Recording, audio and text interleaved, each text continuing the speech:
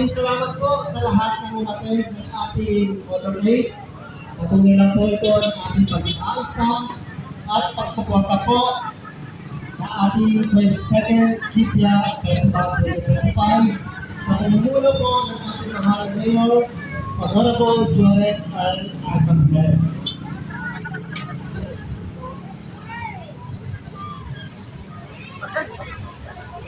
Maraming salamat din po sa naging kasama ko po sa motorcade, ang mga LGU staff,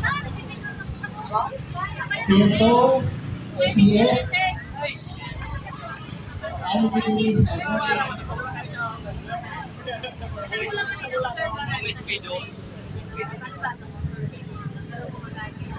gusto rin po namin pasalamatan ang mga barangay na ginamit po ang kanilang rescue vehicles para sa kanilang mga delegates. Maraming salamat po. Maraming salamat.